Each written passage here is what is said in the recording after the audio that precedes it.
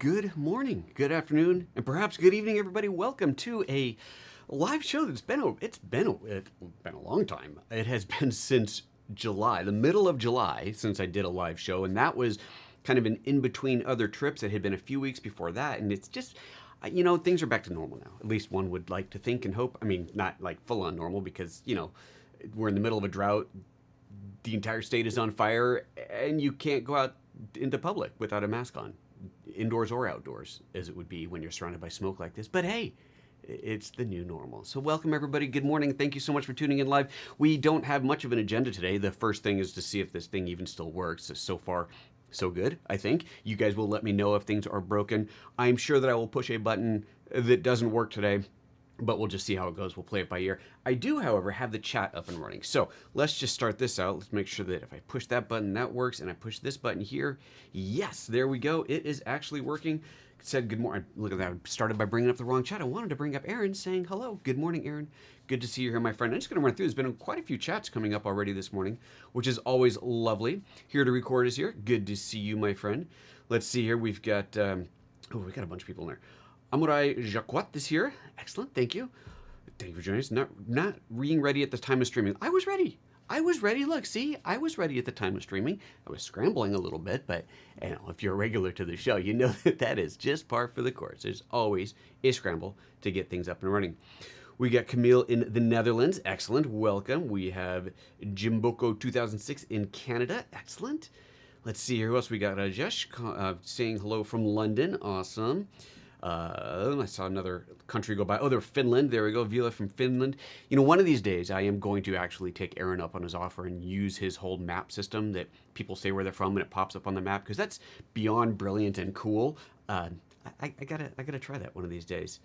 Philippe saying hello, Mr. Slovenia. I am back home now. This is my regular set. Things are back to normal. Oh, look, that's actually in view more than it should be. Yeah, things are back to normal. I am back home. For those of you who don't know, and why would you, unless you were really paying close attention to my socials, I was in Slovenia for basically the entire month of August. That's where my wife's family is from. We're out there, and since we couldn't go the year before because of the whole COVID thing, we barely could go this year. I mean, geez, things started getting bad before we left. We spent a longer time there. We were there for a whole month visiting family, and I got some work done as well. If you saw the last video that I released on the Sure anamorphic lenses, and yes, it is pronounced Sure. I know that's bizarre based on the spelling, but it just is. That was filmed largely in Slovenia. So the whole car scene, which if you haven't seen it, please do go check it out. Really proud of that video. The whole car chase scene thing, not car chase, but the whole car scene, we'll just call it that. That was shot here at home before I left, but then all the talking head, me on camera, some of the other sample footage in there is all done from there. And there goes my system freaking out with the overlays. There's something wrong with my computer. So that was shot there. And it's funny because I was in the city called Maribor, and someone who lives near there saw it and was like, wait, why do you have footage from Maribor in your video? It's kind of funny. My stupid computer is definitely causing problems here. You see a web presenter on screen? That is correct. I've got my web presenter flying over here. This is my Atomos monitor. It's just kind of piped into there for things like this. So there you go, Mr. Bug Bob. You are here as well. Did it pop up? It didn't. Come back here. There we go. Hello, everybody. Hello, Bob. Good to see you, my friend. And let's see who else is in here. The World Traveler is home and safe and healthy. We had to do, if you haven't done any international travel, you may not know, to come back into the U.S., even as a vaccinated U.S. citizen, you still have to do a COVID test before you can come in, and you got to show that before you can leave the country. So at the airport, one of those kind of final stages before getting on the plane, you got to show your recent vaccine, recent COVID test. So everybody has to get tested, and apparently things are getting so bad, but no one's been able to come into the U.S. yet. Like Europeans, at least, haven't been able to come into the U.S. unless it's for specific business travel, special permission kind of a thing. So yeah, the things are definitely far from okay, and it's just getting worse again, which super sucks, but that's how it is. Joel in India, good to see you. Excellent. Thank you for tuning in. Amora said, say hello to your super cool Slovenian wife. She will be happy to hear that. She will be happy to hear that. Camille's asking, new hyperdeck in the show. No, this is not the new one. This is the original one. Not hyperdeck. What do you call it? The web presenter. This is the new web presenter. I'm assuming that's what you meant. I don't have the new one yet. In fact, I don't have any of the new hardware. All the new stuff came out as typical. I leave the country or I leave town and all kinds of good stuff hits. So you might have seen Aaron did a kind of wrap up on the live event. I couldn't watch the live event because I was in the air. I landed, where was I? Colorado on a layover. And so the event happened while I was in the air. I landed in Colorado, caught up on the news, did I scrub through the video? I don't know, read some press releases, did whatever I could do, recorded a little reactions thing for Aaron, which he included in his video, which is super awesome. So Aaron, I think you're still a moderator. You can drop that link into the chat here if you want to. If you guys didn't see the recap of everything that came out from Blackmagic, beginning of last month, so beginning of August, end of July, whatever it was, then do check that out. It's kind of fun. But anyway, no, I do not have any of the new hardware yet at all. It's very sad. I will have to arrange some of that. We'll have to fix some of that, but no, we don't.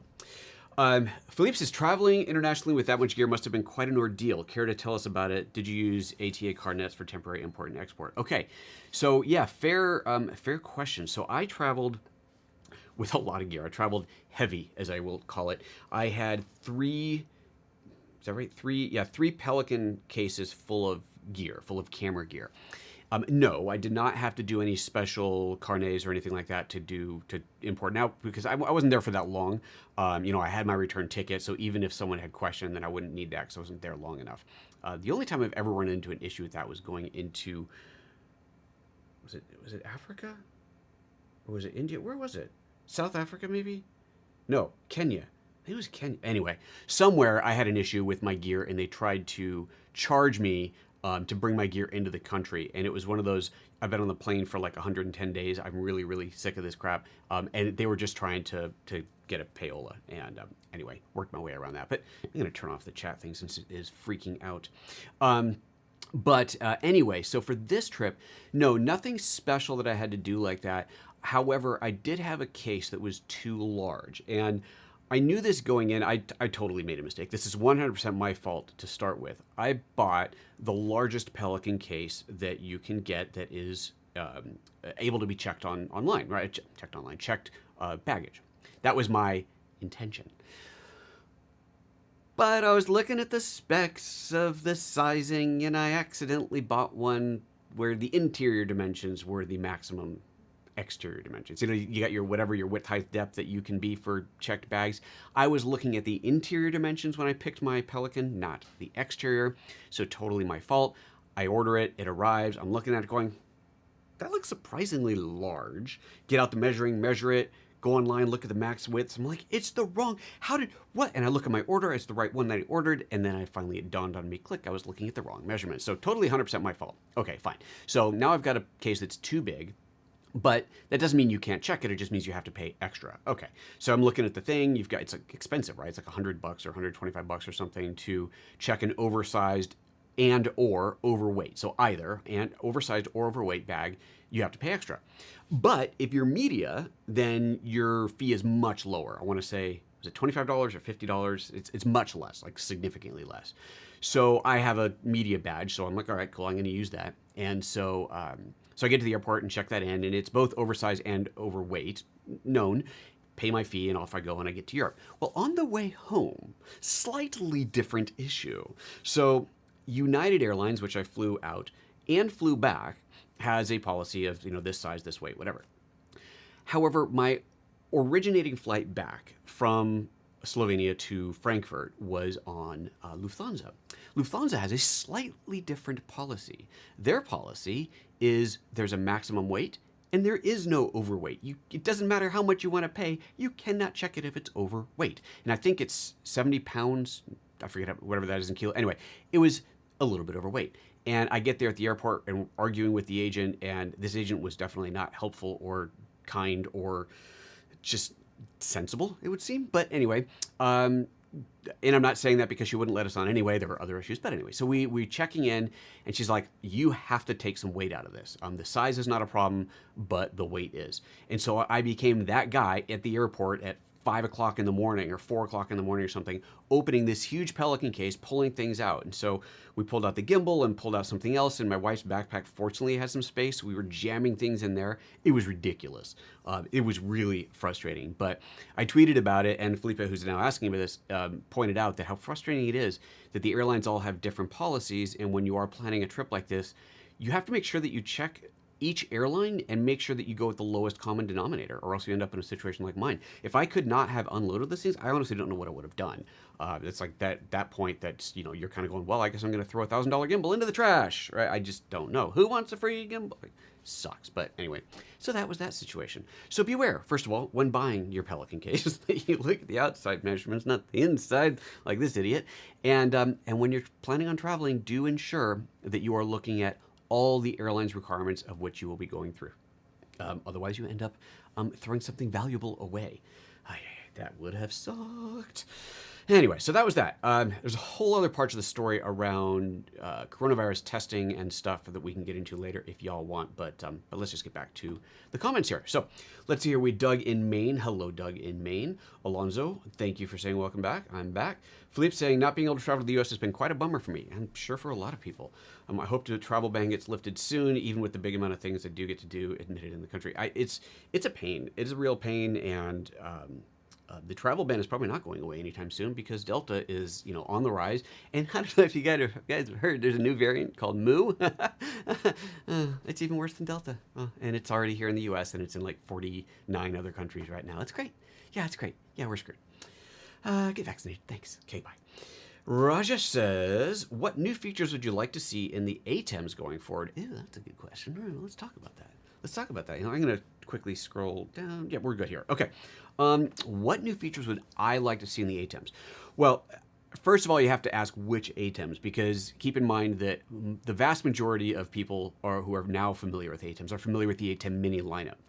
Perhaps not being aware even that there is a much higher end lineup, much more expensive, more capable Atems. So at the core base, they're the same thing. They just have more inputs, more super sources, more overlays, more storage, and higher resolution, right? The Constellation can do 8K, because yeah.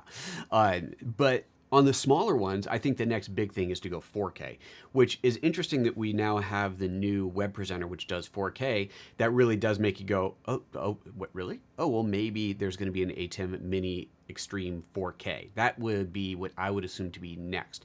Now, at that point, you're starting to get into the price points of the bigger Atems, but to do 4K on the bigger Atems, you still are talking about like a $4,000 entry point. So I would imagine that's what's next. That's what I think is going to happen next.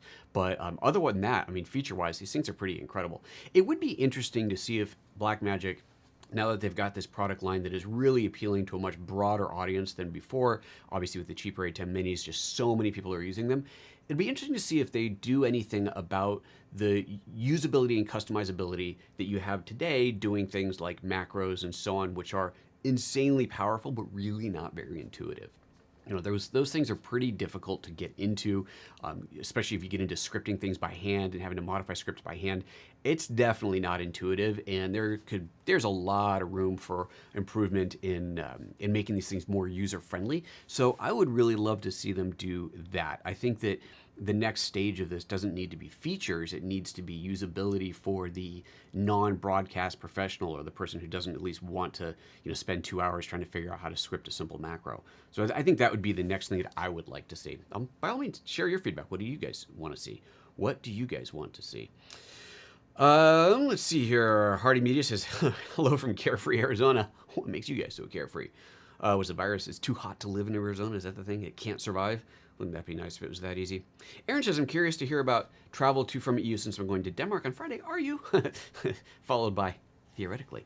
Okay, well, all right, we'll talk about that. Let me tell you my story. So, let's back up a little bit. So traveling to Europe at least a month and a half ago, and I'm pretty sure it's the same right now, you are required to either be vaccinated or show proof of recovery from COVID, or show a negative test within the last, was it 72 hours or something like that, which frankly is kind of dumb, I think, that you can get a negative test and then you can go to a concert with 1 million people and catch the disease and then get on a plane. Like, that seems kind of dumb, but anyway, that's the rule. So, so you have to have a test before. You'd think it'd be like at the airport or right before, whatever. Anyway, so you have to have a test, negative test, or recovery, proof of recovery, or be vaccinated. Or, not and, or, any of those three things. And every country you fly into has its own requirements. So for our trip, our final destination was Slovenia. However, our final arrival point was actually Austria because we flew into Graz. However, our entry point into Europe was Frankfurt in Germany. So now you're going, all right, well, whose rules do we have to follow? Okay, we can scratch Slovenia off the list pretty easily because we're not going to go through a border control. So is it Austria or is it Germany? And they have slightly different requirements. The only difference pertained to our son, who is only 6 years old. So he, of course, is not vaccinated. And so he is required to have a negative test. Or is he? So Germany's requirements, let's see if I make sure I get this right. Yes, Germany's requirements are anyone under the age of 6 must have, no, under the age of 7. How is it? I'm trying to remember how it's phrased. Under the age of 7, I think is how it's phrased. No, hold on, sorry. Over the age of 6, there we go. I'm trying to remember exactly how it's phrased. It's confusing, and that's why I'm trying to remember. Anyone, got it. Anybody under the age of 6 does not have to have a test. That's how it's phrased. Wait. Anybody under the age of 6 does not have to have a test. So what that means is if you're 6 or older, you do have to have a negative test. Okay, so first of all, thanks for putting the under 6. You're like, wait, so that means 6 is included. It's stupid, but anyway, that's the way it's written. So under the age of 6 does not. That's Germany. Austria, under the age of 12. Well, my boy is 6. So that means to get into Germany, he has to have a negative test, but to get into Austria, he does not. So I call the airline and I'm like, all right, well, we're not entering Germany as a whole. We're just transiting through the airport. So do we need that or not? And at first they said, no, you don't. And then somebody talked to a manager and they came back and decided, you know what, we've decided that you actually do. Great, thanks. Obviously they don't, they know, I guess, from experience, but it's not like they are the German authorities, right? This is United Airlines. So they're kind of trying to figure it out. And they go, you know what? You need it. Okay. So we get the test. Fine.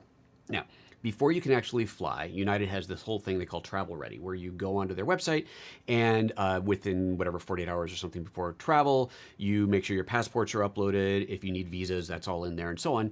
And your COVID status stuff is there. So and that's for all three of us, for myself, my wife, and my kid, and our kid.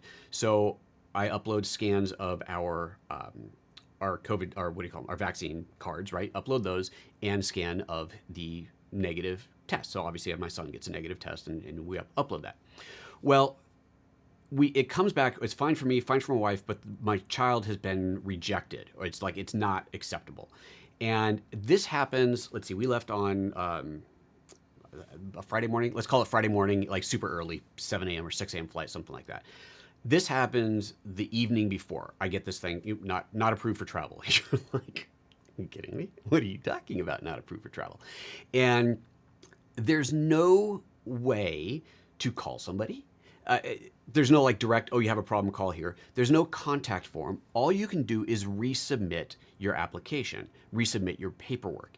And there's not even a thing to fill in data that says, I changed this. You just have to resubmit like you're starting over. So I'm like, this doesn't make any sense. So I resubmitted, and I think I included a PDF, like added a PDF to it that says something like, typed on it, what the hell is wrong? What's missing? Somebody tell me. And because the information about what was wrong was very, very vague and completely useless. Anyway, long story, slightly less long. I had to get somebody on the phone, and I sat on hold for like 3 hours. Now we're getting into like 9 o'clock at night, the night before we're supposed to leave, before I can finally get someone on the phone. And they can't really explain why, but they've determined that it's the Austria part that is a problem. However, he doesn't need a negative test result to get into Austria. So finally someone, I guess, overrides it, whatever, and they approve it. But, leading up to the night before, we've done everything we're supposed to do. Just somebody looking at the paperwork couldn't figure out the difference between Austria and Germany and kept marking it as rejected. But it was so insanely frustrating. I'm like trying to pack and I'm going insane. And anyway, so that finally went through. But Aaron, you will be traveling, presumably without any children, so it'll be a lot easier. Just be vaccinated, don't lose that stupid card, and you should be good to go. But yeah, that was that experience. And then coming back, like I said, you do have to get tested. Aaron, if you don't have it yet, you should buy a test.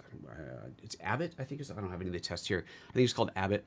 But you buy the tests in advance, you get them, you carry them with you, and then from there you do this whole online thing, and it takes like 15, 20 minutes. Actually takes like a little over 20 minutes because you have to go through a setup, and then the test result takes 15 to get back. But you're on a video/voice chat with somebody over your computer. They watch you open the test. They watch you do the whole thing. They watch you administer it, shove it up your nose.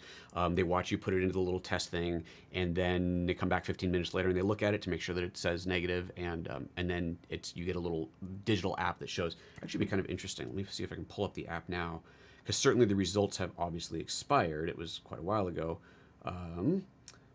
It's not called Abbott. What was it called? No, I've got to find the thing. Nope. I want to find the test results and just show it to you, what it looks like on screen, but I can't remember the name of the app. Oh, here we go. Navica. Navica. Navica. And it is Abbott. I think Abbott's the company, whatever. Search for either one of those. Great, now it's got to log me in. Give me a moment here. I actually want to see what the test results show. Let's see here. Passes. All right, so here's my it just says no active pass. It doesn't show that it's expired. Anyway, so you'll get an app that you'll show, and it'll have like a big green on it, or red, presumably if it's negative, if it's positive, and then you swipe over and it gives you all the information about the test. And that's what I had to show at the airport to get on the plane. So, and we had to do it for all three of us, obviously, even though we were vaccinated. So it was quite interesting. So yeah, that was that experience. Not fun. I mean, it really, at the end of the day, you're like, God, is it even worth it? It's a real pain, and they took us for sure. Anyway, so there's that. All right, back to the comments in here. Greetings from Hanover. Well, greetings to Hanover. Superb. Amore says, the one thing the Constellation is missing is full audio routing. Yeah, I've never worked with a Constellation, so we're back to talking about the Atems. I've never worked with a Constellation. I have the Atem, what is it called? The 2ME 4K, whatever, production something. And you have routing in the sense that you can reroute audio. You can mix audio from all your inputs, and then it has a pair of XLR inputs. But if you want to do kind of more advanced audio, then you have a separate audio mixer to do that and feed that audio into the Atem. It's just kind of how those work. And now the audio setup, audio control that we do have in the Atem Mini lineup is more advanced than in my 2ME, in my bigger one. I don't know if the newer versions of the larger Atems have those audio things in them. I would imagine so. All the sweetening, the audio, what do you call it? The gating and all that stuff, and the EQing. I would imagine it's in the newer ones, but I actually don't know. I mean, mine is now 5 years old or something. Yeah, I don't know. I don't know. Aaron says, honestly, Blackmagic should buy the Mix Effect app from Atem, since he has done such a good job with the usability of that iPad app. Probably would work out well. I wonder how much they do that, of acquiring things.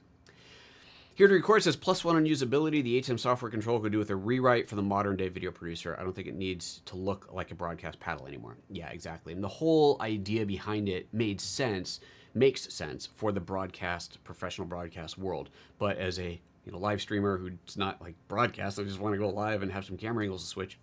Yeah, it really could use a complete rewrite. Jim Boko is saying nightmare. I don't know which that's in reference to, but if it's in reference to either the check bags or the COVID stuff, you are correct. Kenya is in the house. Awesome, Isaac. Welcome. Hardy Media, 2 7-inch monitors with extreme ISO, one in teleprompter, others a confidence monitor. I want Zoom guest and teleprompter while sharing a software demo. Aaron's Zoom recording video, Apple Keynote almost there, but I'm not using Keynote. Is search for video on this. Your thoughts? If I'm understanding your question, let me read this again. You get 2 7-inch monitors on an extreme. One is teleprompter, one is confidence. Okay, I want Zoom guests in the teleprompter while sharing software. I guess I don't really know exactly what you mean by that. Zoom guests in the teleprompter. Not quite sure what you mean by that. But if you're not using Keynote, I mean, you can use PowerPoint, whatever. It's just, there's no difference there as far as what you can output. I don't think. So if you're not using Keynote, you could try that. Or if you are on a Mac, I mean, Keynote's cheap, if not free. But it should be, if you have a Mac, I think it's free. Anyway, but I'm going to assume you're not on a Mac, therefore no Keynote. But PowerPoint will do the whole slides thing. And then if Aaron's video is covering everything that you need, then that should still work. Just replace Keynote with PowerPoint, and you should be good to go. You should be good to go. By all means, update the question if you've got more questions that you want to ask, or you know what I mean. Okay. Let's see here. Ooh, nothing else come up in the comments. So where else are we? What else do you guys want to talk about? It's what have I missed other than the world falling apart? So let me see here. I want to show you guys what it's like here today. Let's see. I'm going to go up to my Mount Ashland webcam and see if, well, I don't even know if my screen sharing is set up properly anymore. I guess we're going to find out. But I want to show you the lovely, lovely smoke that we have up here. Oh, that's actually not too bad right now. Okay, it's not too bad up there on the mountain right now. But down here in the valley, it is a current AQI of 189. 189. That sucks. That is so bad. It's like, don't go outside and breathe, because that'd be bad. Yeah, I was going to show you the webcam, but they're not that bad up there. It's actually kind of okay up on the mountain. Gosh, I should go up there for lunch today. But yeah, smoke sucks. And if you look at, let me see here. I have this, New York Times has done a website now with a real-time fire map. Let me put this on the computer. That'd be cool. I haven't actually even looked at this on the computer screen. I've only looked at it on my phone. Let's pull this up. Nope, that's the wrong URL. Let's try this again. Open on the MacBook, on the Mac. We're getting there. Okay, here comes the map. All right, so now, yeah, that's good. So let me move this over to the screen. And let's see if my screen share works as it's supposed to. Which button is it? This one? Ooh, it worked. Excellent. Okay. So where it says Medford, that's basically where we are. And you can see here all the fires around us. And let's see, there's a smoke button on here. Show the smoke forecast. There we go. You can't even tell, sorry, smoke's going this direction, going northeast, I guess. So we're getting smoke from Monument, River Complex, and McCash fires all heading up here. And you just see it. Look at, I mean, it goes over to the ocean and then I guess gets pushed back by the ocean air. It's just a disaster. So that's us right there in the middle of hell. But I mean, look, the rest of the country is not doing much better smoke-wise. My God. Wow. I mean, there is smoke hitting the East Coast from these West Coast fires. That's just nasty. Well, there you go, folks. That is what we are dealing with today. Super, super fun. And we've been dealing with it for over a month. Over a month. Hardy says, demo of custom software, not presentation. Okay, so demoing software, all you got to do is plug in your computer into the Atem, HDMI out of the computer into the Atem so that you get screen mirroring, and then you are seeing on the Atem what is on your computer. Maybe you want to watch my video that I did on this. I have a video about plugging anything into your Atem. Let's see here. Let's just find that. I'll pull it up on screen here in just a second. And let's go, here we go. Okay, so if you go to my channel, PhotoJoseph, then you be quiet. Let's go into, actually, if you go to playlists, that'd be a good way to go. Go to playlists and then here the Atem mini tips. There's the one you want, and shush. And then down here, adding macro drop shadows, Photoshop, updating your Atem, which connect any device. There you go, number 8. Tip number 8, connect any device. That's the one you want to watch. That covers how to connect, well, any device. So check that out. That would be the video for you to watch. Bob says, is the mountain webcam online for viewing to others? Yeah, this is a public thing. So if you go to, I'll just drop the link into the chat if I can figure out where the chat is for me to drop into. Nope, that's wrong. Why is, I'll just type it in. It's Mount Ashland, mountashland.com/webcam. There we go. You're gonna have to copy and paste that. I didn't do that properly. But anyway, mountashland.com/webcam. So since I know my screen thing is working, I'll go ahead and bring this up here just to show you. But yes, you can see what that looks like in here.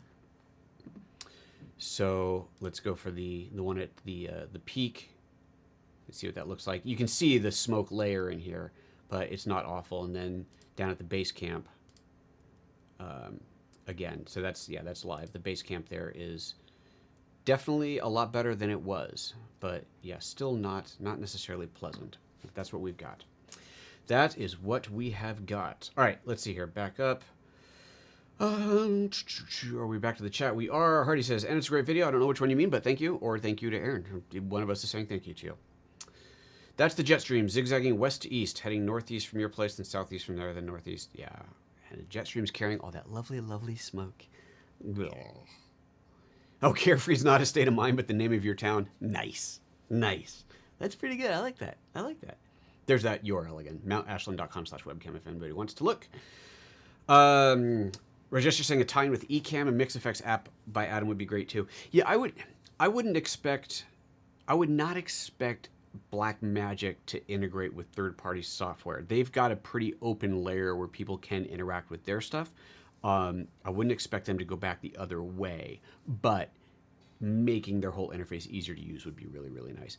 Oh, Hardy Media, thank you very much for that. That is very, very kind. Ooh, this is interesting. That's actually the first super chat on the live channel since I'm finally able to monetize this live channel. So thank you, Hardy Media. I do appreciate that. And the lights didn't change color, so that whole thing must be long broken. We had this set up, and it's been a while. We had this set up where whenever a super chat came in, it changed the light. So I've got these hue lights back there, which I can kind of change. I have a couple shortcuts, so I can change the colors on them. There they go. But they're supposed to change automatically when a super chat comes in. So I'm gonna have to go back and see if that's still even in existence. But thank you, Hardy Media. I do appreciate that very, very much.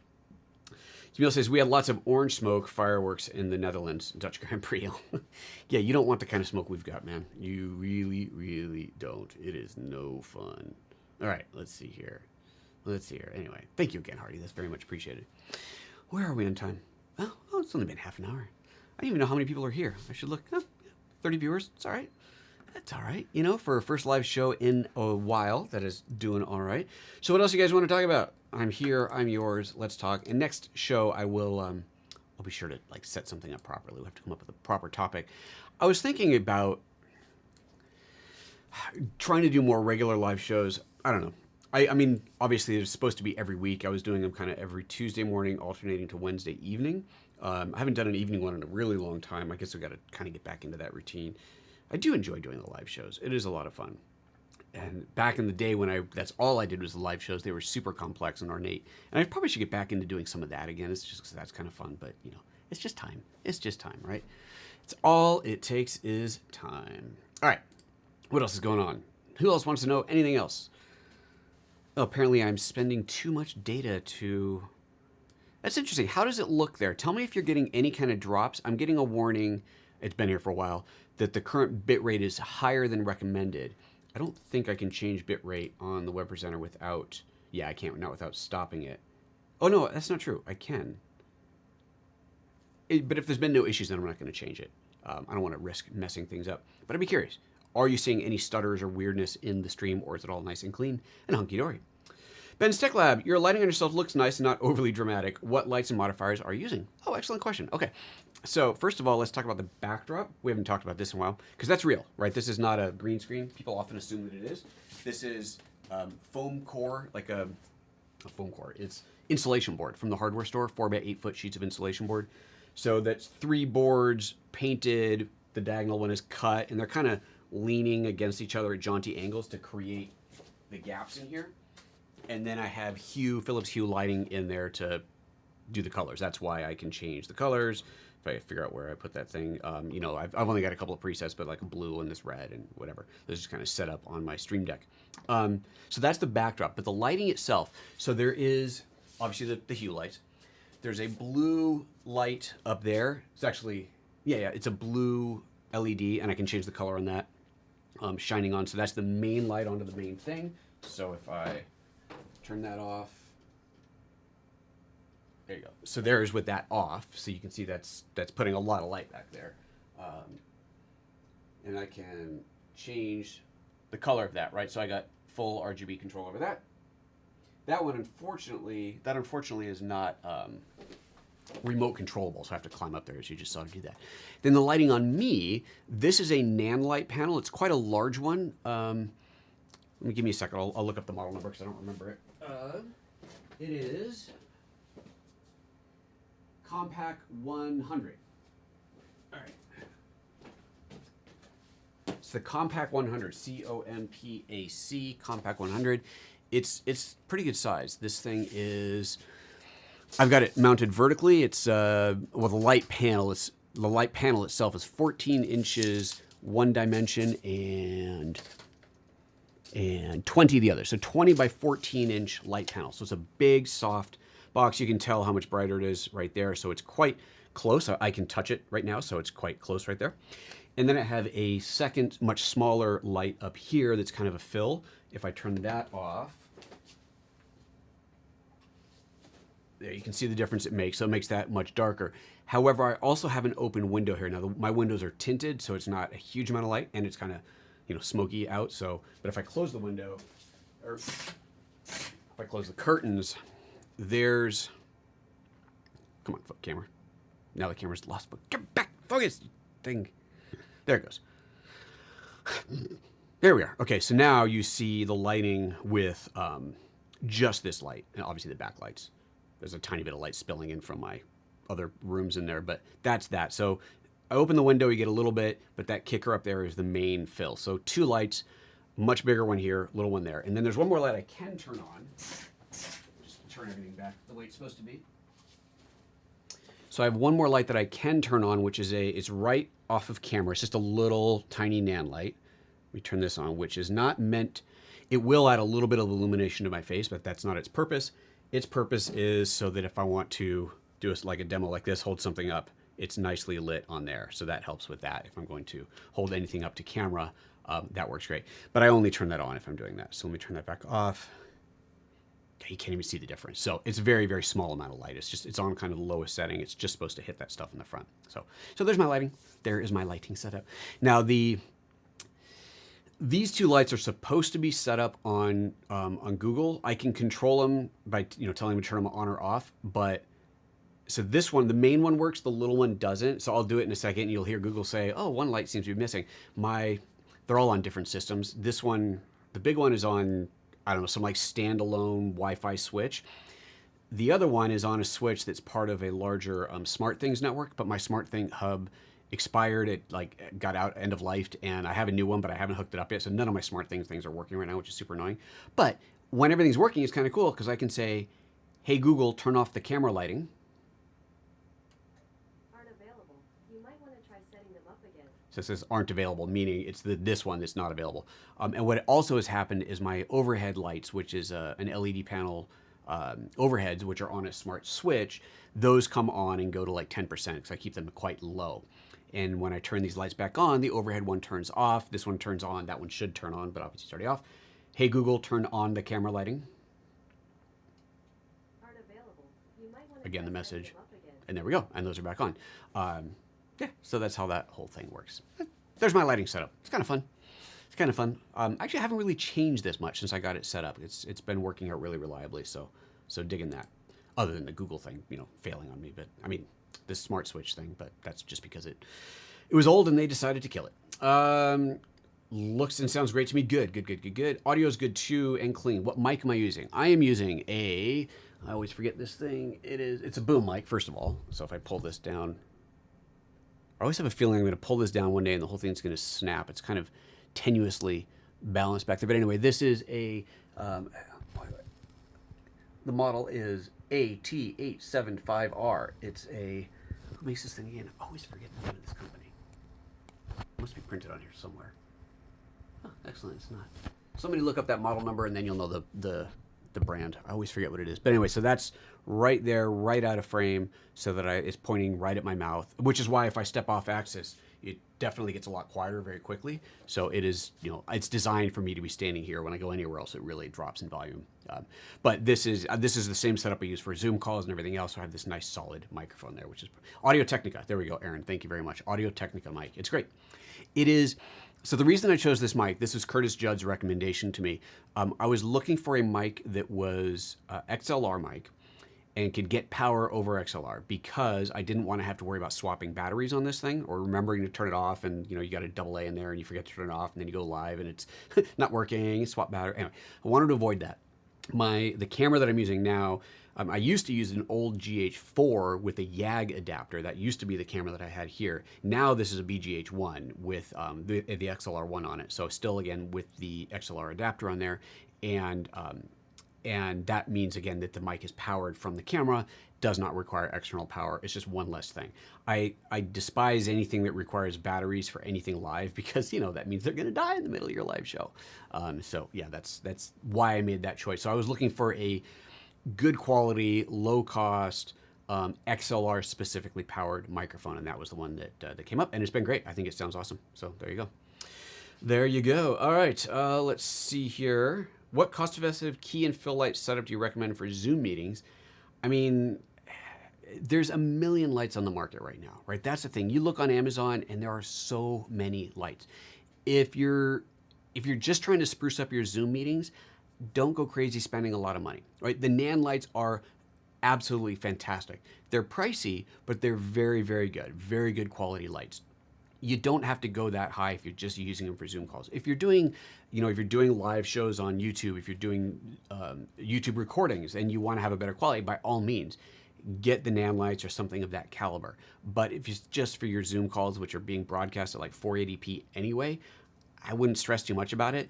Any reasonable LED light that you find online that's got decent ratings, read the reviews. A lot of the Chinese product companies have fake reviews on them, so you got to kind of read the reviews and be careful. Look at the negative reviews. Always look at the negative reviews, not just the positive ones, and look for positive reviews that don't say things like, "Oh, it arrived intact," or "Shipping was fast." Of course, shipping was fast. It's Amazon. Jeez, stupid review. Anyway, so that would be my recommendation. Any cheap LED panel on Amazon with not bad negative reviews, not detrimental negative reviews, is probably going to be fine for you. And that would be the route I would go. Again, if you want to spend some money and get some really good stuff, check out Nanlite, Nanlite. I really, really, really like their products. In full disclosure, they have sent me a lot of stuff to use on the shows, but I'm totally in love with their lights. They're great. So there you go. Okay, moving on. Ben's Tech Lab, I like your key and fill lights, thank you. It's trendy on YouTube to have no or very little fill light with half your face shadowed to be cinematic. I like a brighter, natural look on my channel. Yeah, so we can all be very dramatic and cinematic. It's funny because, when I'm doing my videos, forget about live, but just doing the recorded videos, you want to you want to play with the colors and you want to do some funky film look and all this stuff. And sure, I can make it look really cool. I can do big dramatic lighting, but it doesn't fit, right? I know I'm here to talk about, hey, everybody, have you seen the new product? It's like, this is cool. And do you really need dramatic lighting? No, you need to see the product. You need nice, even lighting where you can see the product clearly. So I don't do drama in that way. Now, when you look at the last video that I did, the one on the Surae lights, that lighting is much more dramatic because A, I wasn't on camera showing a product, I was just talking. B, I was shooting that with the actual Surae anamorphic lenses, so I wanted something that kind of appeared a little bit more cinematic, and I'm using that term very loosely for that setup. But I also had very little lighting with me because I shot that in Europe with the stuff that I brought with me. The only lighting I traveled with were 3 Nanlite, once again, Pavo tubes, the tube lights that are, what are they, the 2 foot ones, I guess? I think that's right, 2 foot, whatever. No, they're bigger. Whatever. Bigger tube Nanlights, the biggest ones that would fit diagonally in my Pelican case, and those are full RGB lights, and I ended up using those all as accent lights. I think I had one, I'd have to look back, I think I might have had one as a fill on me, but then I also had window light in there that I used, but I was kind of restricting it so I could have a little bit more dramatic lighting. And again, set up because I wanted it to be more dramatic for that. But if you look at the YouTube videos that are done here in the studio, the ones out in the main room, which I think, yeah, that room there, that is all very soft, even lighting. I have a Nanlite, what is it called? 300C or something. It's basically like the 120D or kind of classic aperture 120D light, one of those big COB lights, the chip on board lights, with a big softbox, and it's shooting straight at me with the grid, so it's a little bit more angular, but it's just basically straight at me, and that's it. That is the lighting. If I'm doing some over-the-shoulder shot and I need to add a little light, I'll use a Godox light to shine a little narrow beam onto something that I might be holding in my hand that I want you to see over my shoulder. But for the most part, that one light does everything for that one set. It's just a very simple lighting setup, but it works. It's nice, it's easy, it's soft, you can see everything, and it looks good. And then I've like the the LED lights in the background for effect. But yeah. So that's that. That is that. All right, that Technica mic. Yep. Diddleforge asks, am I going to NAB? I am not. So there's two events happening at the same time. You got NAB and you got Vid Summit. NAB obviously normally happens in April. NAB is my favorite show of the year. I love going to NAB. Obviously, there was no NAB this year. There was no NAB last year. This hurts my little heart. I mean, I really, really enjoy this show. NAB actually has a vaccine requirement, which is, I think, fantastic. You cannot go unless you're vaccinated. Now, obviously, people can fake it, be like the idiot who showed up in Hawaii with a fake vaccine card that said Moderna misspelled. I think that's hysterical. But that does add a level of confidence. But it's still an indoor venue with thousands of people who should be wearing masks, but we all know how people like to wear masks, and I just don't have the confidence. I just don't have the confidence for my own personal safety. Remember, I have a child who is unvaccinated because he's only 6. If he was vaccinated, then I would probably be willing to take more risks. But being that he can't, and he is in school, and their school has a strict, COVID protocol, but still, he is obviously at risk, I'm just not willing to take the risk. Vid Summit's happening at the same time. They don't have a vaccine policy, so there's no way in hell I'm going there. So I would very much like to go, but it's not going to happen. Now, I am going to an event, well, at least it's scheduled, in November, I think, in Colorado, but this is a much smaller video broadcast thing. It's a much smaller venue. My role is to be on stage. It's a completely different setup, and obviously that could get canceled. You just don't know. But that I'm feeling okay about today, but it's still a whiles away, so we'll see what happens. But anyway, that's a long answer to the question of am I going to NAB. I am very much hoping that in April we can go and be confident about it, because I really miss it. I love that show. I love all the people that I get to see there. I always get work out of those shows. Those shows are very, very good for me, for my business. But yeah. Yep, not until I can go there and not worry about getting the COVIDs. All right. Rajesh says, I'm using the Samsung Q2U recently. I don't know what that is. Had to get a cloud lifter to help with gain. Your mic sounds good. It must be a microphone. Yeah, a lot of mics you do need to add a cloud lifter to. It is needed for a lot of microphones. I have a Heil PL40, PR40, P something 40 Heil mic. It's that kind of classic, in-your-face mic. It's got that real broadcast sound. It sounds delicious. I love that microphone. But you have to be right in front of your face. And for stuff like this, I don't want something in front of my face. I like being on a boom there. And that mic on some setups does need a cloud lifter. Sometimes you just need that extra bit of boost, which is weird. I don't know enough about the science behind these things to understand why. But anyway, but there you go. Okay. Hardy Media, do you or someone you might recommend offer remote help testing Atem plus streaming bridge configurations? You're also helpful to me. I do have consulting, private consulting. If you go to photojoseph.com/one-to-one, number 1, TO1, you can sign up for a session there. So I will just throw that out there. There it is. Personalized assistance. Rajesh says, I bought the newer UL 150 watt light. Okay, I haven't played with that. No fan, so silent. Excellent. That is awesome. I'm using it for both photo and streaming. Super. Very good. That's I've heard some good things about those newer lights. I like newer tech. They make some good, inexpensive gear. It's not the greatest gear, but it is good and inexpensive, and that's a really good combination. So for whoever was looking for Zoom lights, whoever that was, Rajesh's suggestion there might be a good one to check out. Here you've got a personal recommendation. The no fan is really, really helpful. If you are doing anything on video, you really don't want your lights making noise. So super, awesome. What's my take on the Luxley RGB lights? I don't have a take on them. I'm not familiar with those, sorry. Oh, now you guys are talking, are you sure it's not the Godox you're recommending? Maybe newer licenses from Godox. That happens a lot. Those companies are all sharing stuff. Okay, that's a separate conversation. Oh, look at that. And Rajesh is saying, oops, sorry, yes, it is Godox. Confused it with the light modifier by Newer. Okay, so the Godox, where did it go? I have the model number up here again. Do me a favor, Raj, just type in the full model number, Godex, and the model number, and then people can see that, and I'll put that up on screen. Aaron says, you convinced me to go to NAB instead of VidSummit based on that. Yeah. Yeah, I'm, I don't want to die. And I want to lose my taste of sense or smell forever. My cousin, okay, here's a story for you. My cousin, who lives in New York, he caught COVID in the very beginning. We're talking like before the initial lockdowns, because, it kind of, New York got hit hard in the beginning, right? And he recovered, except he did not have his a sense of taste or smell for, I think he got his taste of smell back like a year and something later. And I think he still doesn't have smell. One or the other, he gained one back, and last I talked to him, he still hadn't got the other. I like food a lot. Losing those, no bueno. I'm not okay with that. So yeah, he got himself the long COVID. That is not cool, man. So no, I don't want that. I really don't want that. So yeah, I'm just gonna stay safe as much as I can. It was risky enough doing this trip, for sure.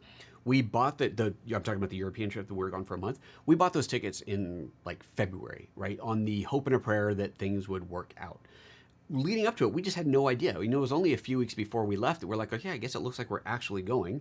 Obviously, we had been vaccinated, so we felt confident there. The whole family we were visiting had been vaccinated. Clearly, we were going to come across people who weren't, but we felt the balance was okay, was acceptable.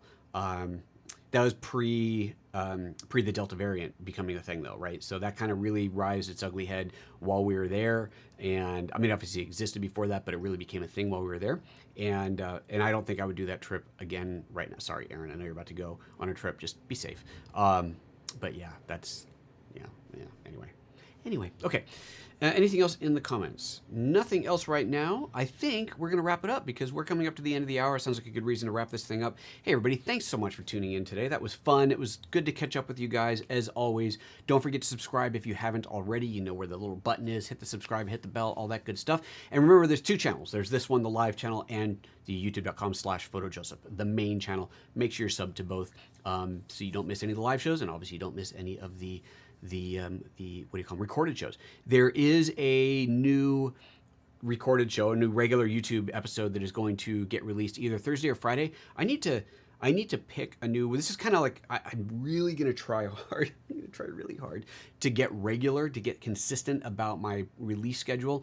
And I just need to pick a date and time. I did one on Friday, like a mini one on Friday, but so this coming either Thursday or Friday, I'll pick my date and time. I will release a video that's already up on the channel, so members of the main channel can see it now. It's up on the members only area. It is specifically about battery power solutions for the Lumix BGH1. So it's very specific and niche. It's actually part of a larger series for Panasonic, but that's up there now. That'll be coming out this week, and I'm going to be working on more Atem mini tips, of course, as well. So there we go. Alrighty, let's see here. I think that's about it. It looks like UPS is coming to my door, so I'm going to hit the OK goodbye button, and we'll see you guys next time. Bye-bye.